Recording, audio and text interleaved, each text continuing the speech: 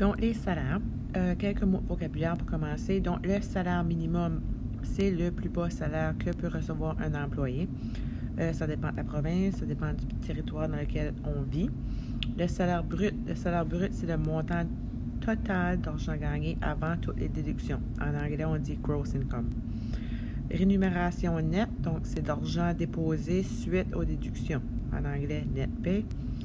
Talon de paye, c'est un document donné par l'employeur pour montrer les gains et les déductions.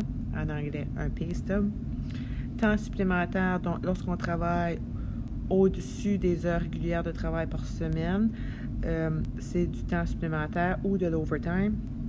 Habituellement, les employés reçoivent 1,5 fois leur salaire régulier lorsqu'ils font du temps supplémentaire. Donc, exemple numéro 1, trouver le salaire brut. Donc, tu travailles comme électricien pour 24,68 $. Ça te prend 15 heures pour exécuter ton travail. Quel sera le salaire brut? Donc, si on se fait payer 24,68 $ de l'heure et on a travaillé 15 heures, ces deux-là, ça s'annule, on a seulement besoin de faire une multiplication pour trouver le salaire brut. Donc, dans ce cas-ci, ça serait 370 et 20 $. Exemple numéro 2. Tu es camionneur, tu demandes 35 et 75 $ pour transporter des matériaux. La semaine passée, tu as travaillé les heures suivantes. Donc, 6 heures lundi, 8 heures mardi, 8 heures mercredi et 12 heures jeudi. Donc, la première chose qu'il faut faire, il faut trouver combien d'heures qu'on a travaillé. Donc, 6 plus 8 plus 8 plus 12, ça donne 34 heures. Donc, quel est ton salaire brut pour cette semaine? Donc, on a travaillé 34 heures et chaque heure, on se fait payer 35 et 75 $ de l'heure. On fait la multiplication.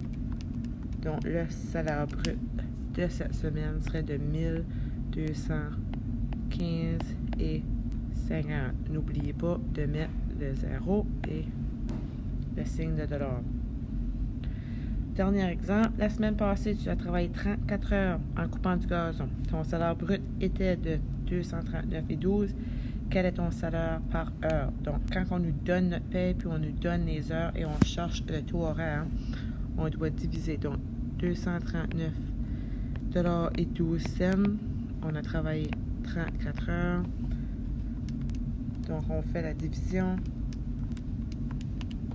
Ça nous donne 7 $ et 3 cents de l'heure.